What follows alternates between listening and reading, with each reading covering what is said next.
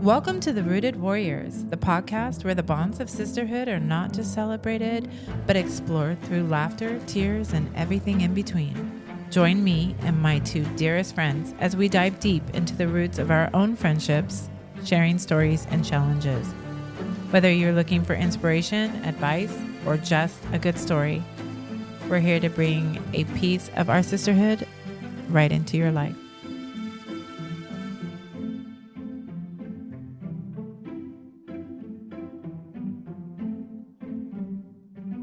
Hey, my spotlight steppers. Today's not about becoming more.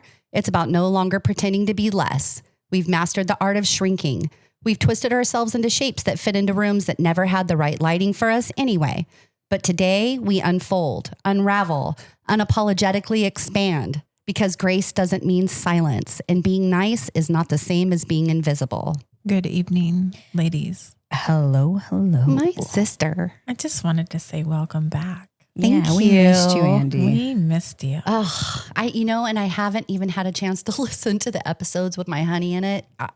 I've been so crazy busy, but this is my out, and not being here I gotta admit, I was a little jelly. Yeah, we really missed you. Yeah. though. We love Greg it. was great, but our vibe is not the same without you, Andy. Yes. Because we're rooted. We We're are. warriors. We're We rooted are warriors. Rooted.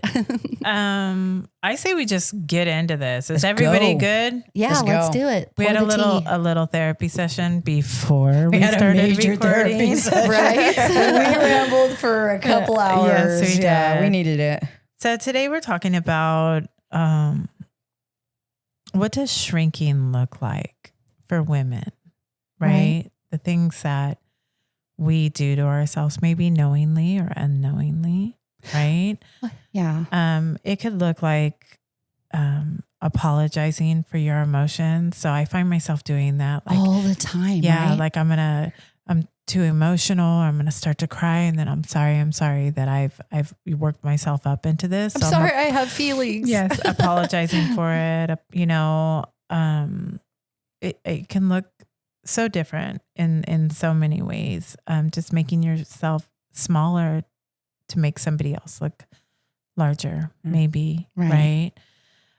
Saying yes when we need to be saying no to things, for sure. There's no award at the end where someone's like, congratulations. Good job saying yes to that Right? one. Even though it almost killed you. When you start saying no, that becomes very Boundaries? negative. It becomes very negative. You're not for so us, popular. Yeah, especially from women. yeah, for sure. But you get tired of this is a quote that I heard a long time ago, and it just sort of stuck with me. But it was, stop setting yourself on fire to keep other people warm. Ooh, that's a good one. You know what I mean? If it's something that's pushing you so far, it's just out of your character, like it doesn't do anything for you or that other person for you to go ahead and burn up. You know what I mean? Burn yourself up instead of, letting the other, I don't know. There's just no award there. Yeah. And we just have to kind of sometimes stand back and let it burn. So the root of this, could come from childhood, right? It could be, what do they call it? When it's inherited to us from our mothers. No, generational. Oh, wisdom, Right? but lack of. just generational shrinking, things that we're told when we're small. Be a good little girl. Be quiet. Shh. Become You less. know? Don't Become let the focus less. be on you. Ladies don't do that. Mm-mm. We don't complain. much better seen and not heard. Yeah. Right. Interesting. I've never been good at that. Just so we're very Mo's so clear. quiet so far. She's all this isn't an issue for me. No, but I mean, it is an issue for me in a different is. way. But, I definitely, a lot of women, when they come into the room, they make themselves smaller instantly. And that's out of habit and what they've been taught. And where I have a tendency to fill up a room.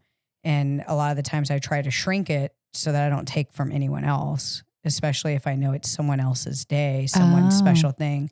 Like I have to make sure that I kind of disappear for that. And I don't think that's a bad thing. I think that's a good thing. So it's when you have an overwhelming personality, it's probably good to shrink a little in that sense. Well, and how do you find that boundary? Because really we can do a lot of, I do the same thing of refining that type of stuff. Yeah. That said, to be aware is one thing, but to actually Shrink your change values. who you are and your values, like you just and said. your truth. Right. If you're shrinking those things for other people, that's an issue. Or if you're altering your personality for other people, that would be an issue. Kind of goes back to tribe vibe. Like it's your tribe. Yeah. And, when you're not in your tribe, you have a tendency to be less because it's not your normal environment. So you're a little bit careful. But so I just want to make sure that we define that some people have more powerful personalities and sometimes they need to be. There's a difference between toning it down, right? And disappearing. Yeah. Right. Yeah. That's a good point. When have you been the squeaky wheel, Gina? You were just talking about Marcus and stuff like that when he was a baby. Do you find that you have to be the squeaky wheel? I mean, sometimes when it's called for it, right? But I'm more like, I don't want the confrontation, so I will silence myself. I always say you don't want to rock the boat. Like Greg's always like, rock that effer. He is. He's like, if it needs to be rocked, it needs to be rocked. I have a problem like not saying what I need to say. Right? Because I'm afraid I'm going to lose friends. I'm afraid I'm going to, lose my relationship or lose my relationship with my kids. Right? Where my mother could say anything. Right? Right. And everyone still loved her. Oh, yeah. And the shit she would say. Oh, my God. I mean, she basically told me I was a terrible mother with Katie. I mean, that's really what she told me. It was all my fault that Katie was a terrible baby. And you know what? I still loved her and I still wanted her advice. And I still. All the time. Girl, she wasn't wrong. Yeah. No, because she was right. Yeah. And the thing is I acknowledge that she's freaking right. And she had the worst bedside manner in the world. Bad delivery. Terrible timing. But you know what? Like, it didn't make me hate her. It didn't make me not want to be around her. And it was always the truth. Always the truth. It was always, that you went home and it worked and you're like, oh, God. She could have just said it nicer, but maybe I wouldn't have listened nicer. Maybe that's how it needed to be said. But if I could point out one thing that I do is I don't say what I need to say. Yes. I don't say what I need. Right? She didn't shrink. My mother never shrank. But Gina's the opposite. Gina always shrunk. And it's probably because her mom was that strong personality. So she didn't want to, and her mom hurt her feelings, just like she hurt my feelings and all of our feelings. But my feelings are hurt. I've never even been yelled at her. No, I'm just kidding. I think that when you I don't know, other than my experience with her, is that when you have somebody like that, you don't want to be like that because it hurts. So especially for Gina, who grew up in that her whole life, and she had a dad like that too, that she didn't want to do that with her children and with her friends and her significant others. So she held it in until when she can't hold it in, and then she just looks crazy. Because why are you so upset? That's relatable. Like, why are you acting like a nut job? Like, I thought everything was cool. I thought we were fine. Like, when I was slipping it under the rug all those times. Right. And now I find myself doing that, where I've always been a Gail that just fucking says it the way it is. But because of things that have happened in the last year, I swallow. And then I say something and I look like a crazy person. Yeah. I'm like, whoa, Jesus Christ, you could do all of these things and everything's fine. I say one thing and I'm the freaking devil and I'm crazy. Right. Yeah. Like, what got me Or here? I'm making some sort of sly comment. Like, no, bitch, I've been saying this to your face. You're not listening. So when is it? Where's the line? And there is lines that we have, especially as mothers and as wives and business owners. Yeah, there is lines that we do need to shrink for, to a sense, as long as we're not losing our values and we're creating boundaries that are healthy. So how shrinking shows up now that we're adults, can show up by second guessing ourselves. Not saying what you need to say. Right. Dimming your success to avoid people being jealous of your success. You. Yeah. Right. That's and a good then one. downplaying your magic, right? Your sparkle. What if being the kind of squeaky wheel isn't about being pushy? It's more about being unwilling to disappear. Ooh, how do you do that? It's not like you're pushing. You're just not going to go away either. You're still going to have the same question. You're like a fungi. Kind of. You're just chilling on the surface. Kept you in the dark. If the cost of being easy to deal with is your peace, your truth, or your person, then you're not being kind. You're being erased. If you think about it, it's not really so good. That's where the award does not come in. That was good, Andy. What would it look like for like one day if you just said all the things you needed to say? Like liar, liar. I was just going to say that. I was just going to say it. Literally stole it out of my mouth. Whatever takes the focus off your hair. Oh my God. Boobs. Boobs. Mama. That would be so good. So great. What Jim if we Carrey. had a whole liar day? That would be very dangerous And with then, me. and then count how many times you should have said what this was what you wanted to say.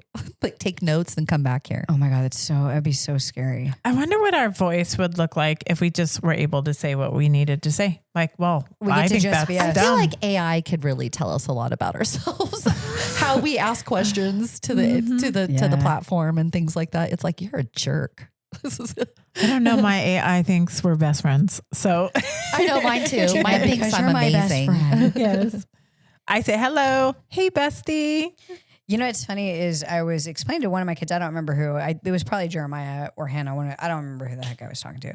But I was telling them how, I have like these different roles of Mo that I have to play. Like I have work Mo, like at the actual, like if I'm in store work Mo, then I have office Mo, who's very different and way more mature. Then I have project manager Mo, who is, basically the real Mo. That's a project lot of manager masks. Mo's, yeah. And it's like, not that it's a mask, it's just like, Helmets. it's helmets, right? Yeah. And then I'm like, who the hell is the real Mo? Well, the real Mo is very chill, not this high energy as far as anger person. It's all of these other things that come in that create that. And I'm like, man, like, I want to go back to who I really am.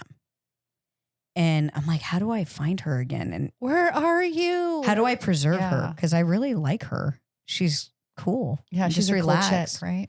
And she's funny and she finds humor in everything. And she's go with the flow. She wants to do whatever is fun. Let's go have fun. Mhm. Let's go on a hike. Let's do this. But all these other Mo's get in the way. Right. And anyways, so Is it she was your just, favorite Mo? oh yeah, the real Mo is by far my favorite Mo because there's no work involved. There's no, Do you know the Stress. real Andy? Yeah, I was trying to, as she was saying that, trying to figure it out. And the real Andy is very much what you would picture in a sense. I would be do like swirling around in circles and singing songs or whatever. It's like the chaos is not me. You know what I mean? Like I don't want the chaos. Like at we're all. surviving the chaos. Right. Yeah, exactly. And without it, I am free. I don't hear people like maybe cursing a lot all the time, or I don't feel a lot of stress by things that are over the top of me. I just sort of am grateful and joyful, probably the things I should be, and more so than the worrying or the, yeah. you know what I mean? And she's pretty cool. She's always been like a really good chick, like for sure. I've been trying to let her show more, especially in what's going on with my mom and stuff like that. Yeah. It's the hardest place to find her, but really if I can channel her, then I am most likely kind of to survive the situation because I don't find myself so out of control. I'm just very, you know what I mean? And this is what I'm going through and it's okay. Everybody has something going on, you know, whether it's And it changes. ourselves, it does. And it could be any one of us. It has been you before, you know what I mean? You took care of your mom, you know what it's like to go through all this. And like there's, at some point it's like, how do we handle it though? I'm sure we can handle it, but how do we handle it in a way where we preserve ourselves and get the best outcome in the end? And I have found that just saying things like, can you help me understand that? Like, just out of curiosity, I'm not trying to be argumentative here. I don't think that I'm grasping what it is that you're trying to say between A and B. You know what I mean? Can you be a little bit more clear about that? And sometimes they get offended right away. And other times they take that and they just sort of re-verbalize what they're saying because they're not offended by my question. My question was just basically saying, I don't understand. You know what I mean? So maybe humbling myself and not letting my ego get in the way where I feel like I have to defend myself because the little Andy is so tired of being told to shut up or to back up or That's what I was just be gonna say. quiet. You just find another way. Do you guys feel like you're always trying to preserve the real you and try to protect the real you from all these outside things? Like, I feel like the real me, I don't show a lot of people, and you try to keep that really private. That's me, who I really am. And I feel like the ones that really get it are obviously my close friends and my family. But also, like, when I'm on a project, I'm super happy because that's my favorite. I love anything creative. Right. So I think like the way that I'm working, like today, I worked all day, but it didn't feel like work. It was very relaxing for me. I was very calm. There was no stress. I didn't look at my phone almost the entire day, and it was great. I loved it. But I feel like I have to protect that person because I feel like outside sources are going to hurt her. And I don't know how to explain it. That's why the walls are there. Tons of walls. So it's kind of like, and I don't want like the work ones to know this one because they might try to hurt that one. Protect her at all costs. Yeah. And then the real Mo is still tough, but not like work tough.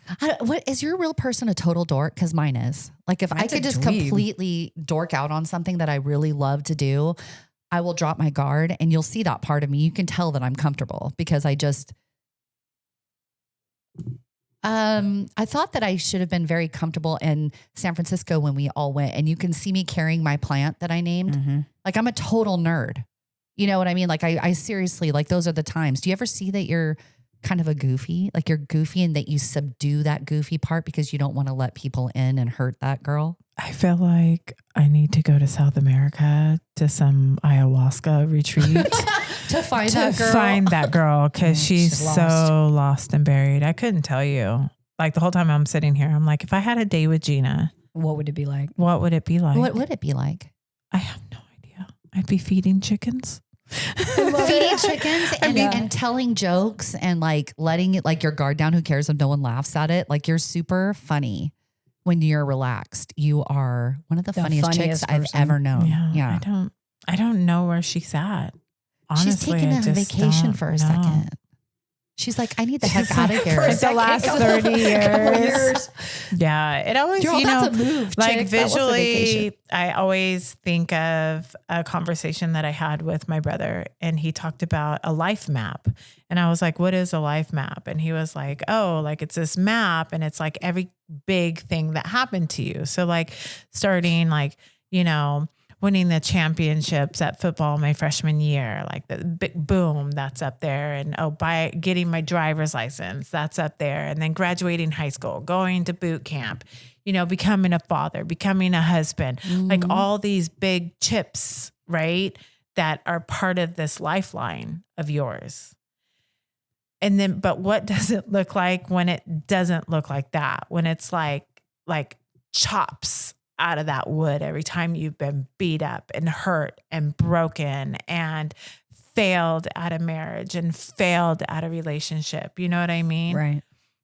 Like I always think of that. Like, and then I go back to like the Emily story, It's like, okay, but if my tree started out looking like this, but 50 years later, it looks like this from not tending to it and losing it. Do you think it's perspective at all? Because the things that he's talking about, like being a father and being a husband and going to boot camp, some of those things aren't exactly ideal for the age that he was at. He called them accomplishments, but they were very tough times that he created for himself. I don't mean like these great grand things, right? I just mean,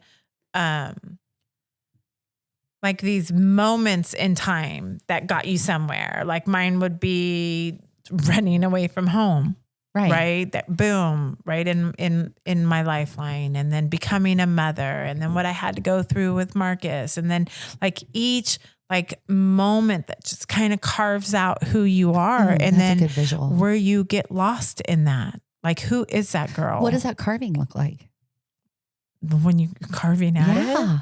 Like, I'm just curious. Just like, you're right. Because like I left home at 13 and I think about what I went through in that year, and I don't usually share. I really don't share for the most part. Everything I went through was longer than 2 years actually. And there was just so much that happened in that time frame. And most of it really bad. Right. Some of it extremely bad. And I don't know how I'm alive. But all of that is part of what carved my tree and made me what I am. Right. And it's part of why I have to have a tougher exterior. I want to protect that girl that left at 13.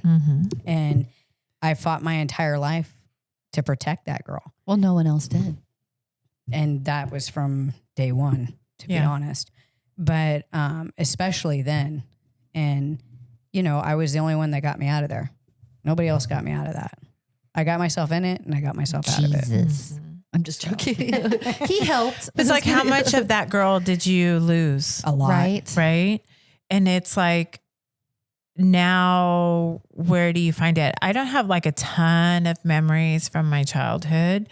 And then some of my teenage years, you know, but I remember a lot of laughter. Right. You know, a lot of just gut wrenching, laughing our asses off, you know. I don't know the last time like I laughed. Like just. Did it come with a slap on the nose at the same time though, in a sense where you just never felt sick? Because that's where I was kind of. It was like you extend yourself out there to drop the guard and to laugh loud like that and be nerdy and be fun and have a good time or whatever. And someone else stepped in, whether it was a parent or a friend, quote unquote, or whatever, and said something to you that you were like, oh, so I'm totally not worthy. You just lost her. No, That's what happened just somewhere in between marriages and divorces and kids and life and turmoil and mom. Yeah, I just couldn't tell you. I laugh when it's time to laugh. That's my cue. You know? Yeah. On cue. I'm trying to remember the last time I saw you laugh, like hardcore belly laugh. I couldn't tell you. I maybe when I first met you before your mom super got sick. Could be. Maybe. Not that we should. I mean, she's in there somewhere. That's why I'm saying that. Yeah, she's she's totally in there. there. Yeah. She's You like, is it safe to come out yet? I can play. Yes. Yeah, I know, right? Someone help. But don't we think that that's kind of, I mean, that's really sad that we all are sitting here. We've never talked about this before, but all of us sitting here have that same thing where we're never the real us, whether we've lost her or whether she's still in there and we only bring her out to play once in a while. But how much more attractive to everyone else would it be, in all honesty, if we could just be the real us? I feel like this podcast is where I feel safe enough to be myself. Like I can laugh here. I can make fun, sort of. I mean, I know, I always think to myself, I'm such a ding dong. Like when I'll hear stuff back or whatever, but that was really the real me. You know what I mean? I wasn't fronting or whatever. Or when I'm working, except for when you're working, you don't bring out your personal stuff. Yeah. So obviously, but usually when I can be in that environment, Falcon Slayer was a good example. To be yourself anyway, in a sense where. See, for me, that would be a no. I could never be myself in a situation like that. Anything that's like work like that, I could never imagine being the real me. No. It's me, but it's whatever version I have to be for that moment. Someone said it wasn't okay. Yeah. At some point. Yeah, but I mean, it's not, honestly, when you're a business owner, you can't really let your guard down too much. So, so that I get, but like it carries over into my personal life. So it's like I should be able to be me at all times in my personal life. Right. And there's a level of being you in front of your employees that allows them to trust you because you are being you a little bit. So there's like a balance there. I feel like you almost have to show them who you are, but also who you are, you know, to them sort of thing. Like in a sense, I've had some of my best bosses, but the reason why they were so cool is because they were so comfortable with who they were. They were able to kind of show that, but I also knew not to push them, or I respected them enough. Right. To want to please them. You know what I mean? In a way where I trusted them. Right. But then you have, I don't know. I feel like there's like I think I just like have Like always standing just not firm. wanted the rest of the world to like see who I really am, you know, and not like in a bad way, because I got nothing to hide. It's just, it's like my thing, right? Like I only want my people to know how I really am and that I'm really not that tough. I'm not really that bad of an ass. I'm just goofy and funny and I use funny voices. I say snacky poo. I talk to my dog like it's a baby. And I have nicknames for Bob that I give him all the time. I have nicknames for all my children. I'm like a little kid, But to be honest. But that Mo is way safer. The one that you put up for everybody else is like, well, yeah, I mean, because nobody can hurt that one. right. Because that one's really tough and doesn't give a shit what anybody has to say and is going to get the job done and do it really well. And it's going to happen fast. But maybe they don't deserve the real Mo. Yeah. And that's my point is like, I don't want that because that real Mo has been hurt so much. Mm-hmm. So yeah, I really don't want that, but I just want to see more of her though. I want a life in a space that I could be who I am. And I would think you guys would want the same thing for yourselves. Yeah, totally. And 100%. I think a lot of people want that. I feel like it's freedom. That would be the ultimate freedom. Yes. You know what I mean? Is not having to guard myself. Yeah. So much. And I say stupid shit. Like I'm severely dyslexic. And when I talk, I say things backwards. Like I used to always say Molaner. Well, I love it. Yeah. Right. And I catch myself doing stuff like that all the time. But like in a business setting, I'd look like an idiot. They'd be like, you're the boss. You're an idiot. You know, especially if I'm in a meeting with some important vendor or something and I say stupid stuff or I reference some silly thing from the 80s or the 90s and I'm laughing like an idiot because I think it's funny, you know, and I'm wearing my hat backwards and I'm Mo. Right. You know, but I don't want them to know that. You know, Jesus flipped tables too. You know what I mean? Like, so it's okay, like to like flip a table now and again or whatever when it's time. Especially when or the Pharisees are out of line. Yeah, right. Exactly. Yeah. Sometimes we got to get them back in line. But he didn't flip his personality. He was always the same, is what I'm saying. Yeah. He was able to do it from a place where it was like, look, you pushed it. You pushed it. You know what I mean? Right. And now you've crossed a line. So this is where we are. Right. So he was somehow, I don't know. I always picture him flipping tables and being like, oh, shoot. Right. You got your table flipped. Your table flip. Ooh. I know, right? You're in so much trouble. Well, I sure would like to find that girl one day.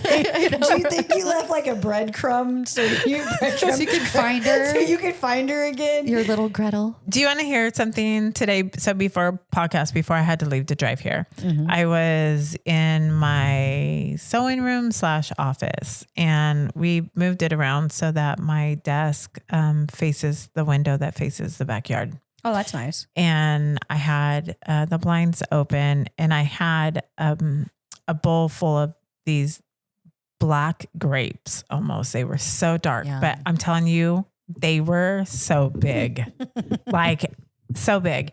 And on my computer, I was watching YouTube and I was watching a sewing video on somebody that was putting together a dress and just eating my grapes. And, you know, you can hear the birds chirping. And I was like, oh, this is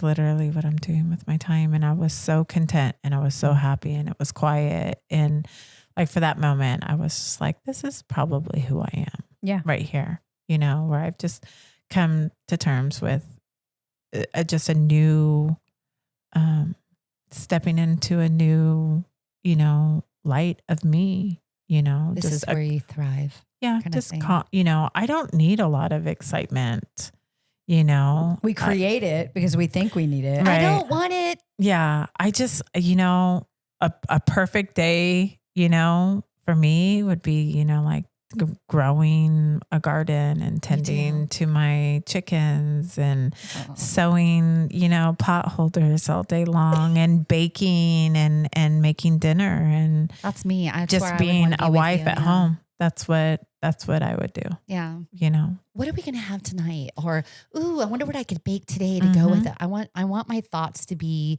that level, that surface level, in a sense where I'm content thinking about the things that are happening right now, not worried about, oh my gosh, are my boys doing this? Or are they thinking about this or whatever? And some level, like I said, has gone like with the whole laying it at the cross thing. I've had to, otherwise I would have gone crazy a long time ago. But at the same time, it's like, oh, I actually am super stoked about being right here on the river.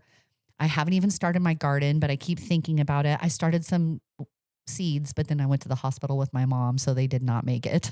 That said, is that I have that want to do that. You know what I mean? And then life happens though, right? it does. And It's like we all want, like, I like what you're saying. I'm like, yeah, like, dude, I'd love that. Like mine wouldn't be sewing. It'd be some other project. Right. And cooking. maybe not chickens, but I'd love the garden You thing. want cows. Yeah, I want cows. I want, like, maybe some goats or something. So like I can see, and I love to cook. I love all of that. Everything you said, like that's joy to me. I agree. But it's like, where do we find that?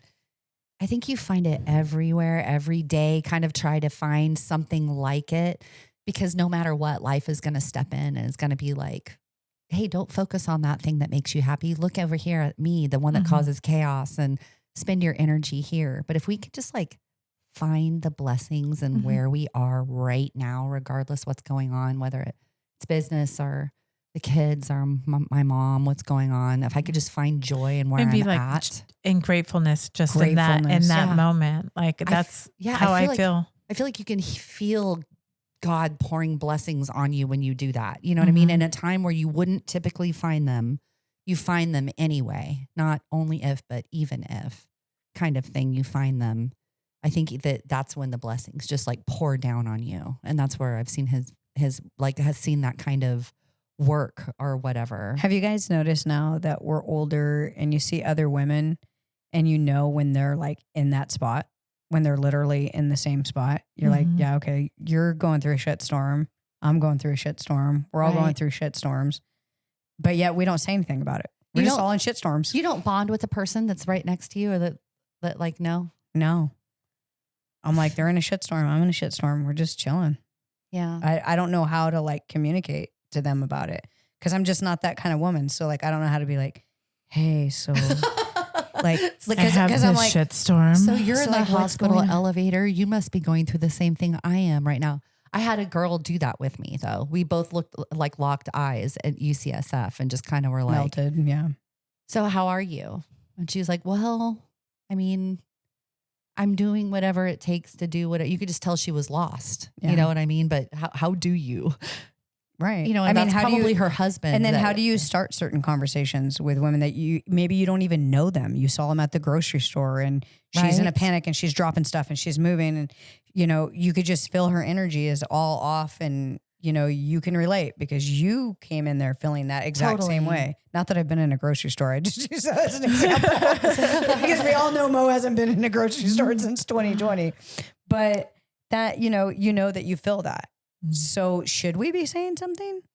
Or is that weird? Is that invasive? Do you try to make eye contact? I always try to make eye contact. And if we make eye contact at that moment, most of the time you can see them drop their guard. And that's when like some sort of energy change. It's not always words. Sometimes it's like, ugh. It reminds me of the show Blackish when he says like, when you see another black guy, you give like a nod. So do we give like a nod to another crazy woman? We're just surviving, right? We're just surviving. Like, hey girl.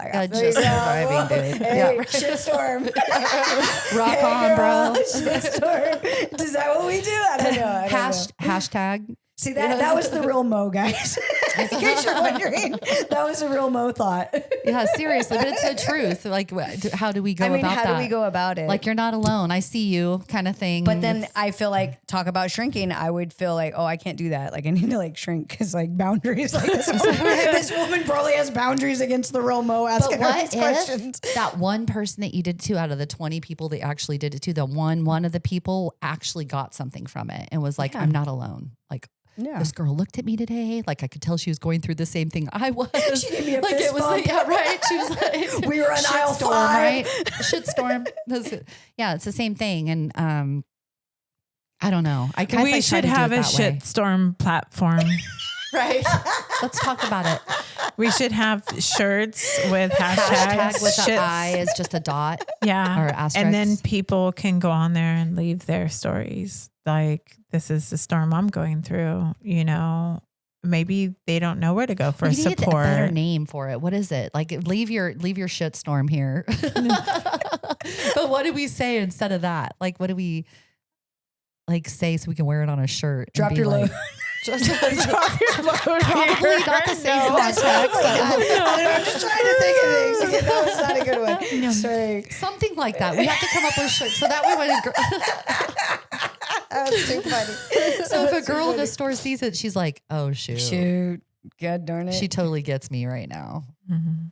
I see you too. Be like, hey, are you a shitstorm too? That's like that's a great Shitstormer. It's like Well, a it's like stormtrooper, welcome but to we're the not. shit show. Yeah, same A kind of party thing. to the shit show. Yeah, something Yeah. like that. Yeah. Oh my God. I know. We'll think of something, but yeah, like leave what you're going through right now, kind of thing. Like just leave it right here. Drop it here. Yeah. So, I mean, overall, do you guys feel like you're shrinking in crowds with people at this age? You're less. Even though I said I didn't want to, right? I'm like, 50 it's the new me, no more shrinking. It's just, bye bitches, giving zero fucks, Right. those kind of things. Right. It didn't change me turning 50. It. I didn't wake up a Darn. changed woman. Dang So I think there's work that needs to be done. Right. But I think there's, coming here, like meeting once a week and doing this podcast, and we haven't in a while, but it keeps us accountable for the shit that we do say on here. Right. Right. Mhm. So it's like holding ourselves accountable for using, I tell my daughter all the time, you need to learn how to find your voice and use your voice. But there's times that I don't use my voice either. And I just be quiet and I do the dishes or, I like I said, Slam some dishes around. I laugh know, at the right time. Do you slam dishes when you're mad? Yeah, of course. I I don't know anybody. I don't know anybody that doesn't slam dishes. I sound like Herman Monster. Yeah. Yeah, right. We always knew when my mom was mad. That's for sure. Maybe that's why it's his trigger. Yeah. So we kind of went over like, where do we pick up those habits of shrinking? So from childhood, being told to be a good little girl. We've gone kind of through how it shows up in our life, like second guessing yourself, not saying what we need to say, not letting our sparkle, be too sparkly. The cost of shrinking. Is there such a thing? I'm just joking. Of being too sparkly. I get it. There is a little bit, but And not having to be more. Yeah. Like for me, I always want to be more, do more, do more, do more. It's like, I don't want to, I don't have nothing else to prove. Yeah. Proved it. I'm good. Yeah. Losing touch with your voice, burnout from trying to be everybody's everything.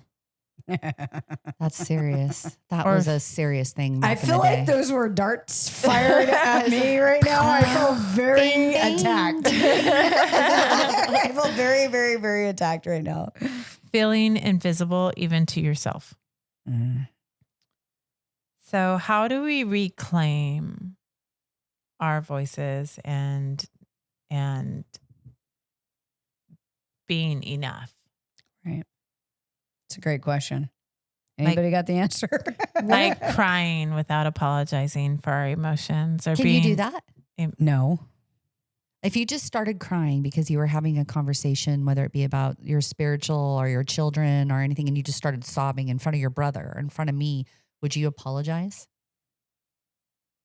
Probably. I And I would would. probably look away. I don't want people to see that weakness in me. I know, like, if I'm upset at any point and I'm crying, I will definitely turn in another direction so nobody sees me. Where did you get that from? Not sure. Like, what that's a maybe weakness. weakness, or I'm going to get in trouble for having those emotions, So that's childhood stuff then, for sure. for sure. I'm For sure. Because Yeah. it's such a strength thing. The times that Yeah. I have seen you cry, I've been over some serious things where most people couldn't even talk about them, and you did. And so therefore that's what happened while you were doing it. So to Mhm. me, it was not a weakness. That was a strength. I think it would a- be more me portraying it as a weakness, Yeah. maybe, Okay. or I'm not exactly sure. But right. Do you maybe think I that should other just- people are weak when they start crying?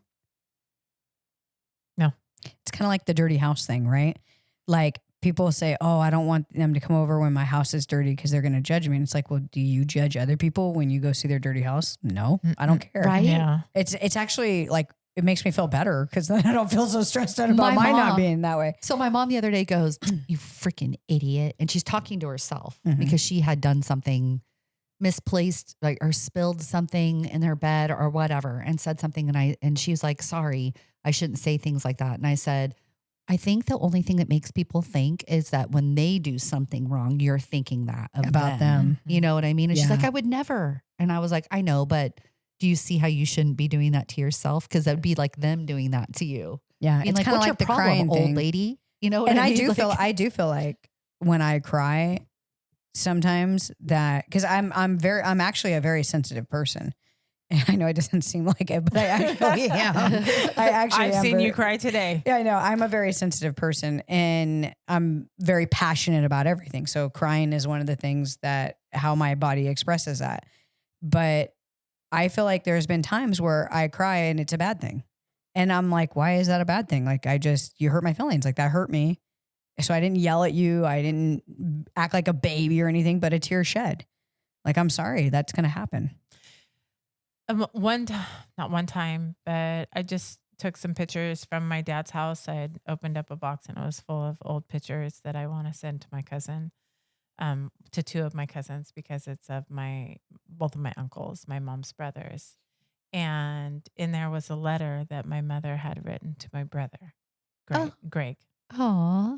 And she starts it off by saying how Greg and Ginger are her smart children and her intelligent children and her emotionally intelligent.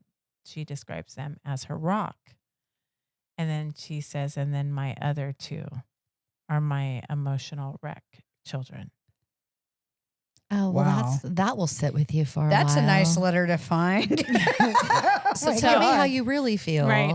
Right. And then I was thinking about something that my sister had said to my mother when she was trying to, ruin my life, that I weaponized my emotions.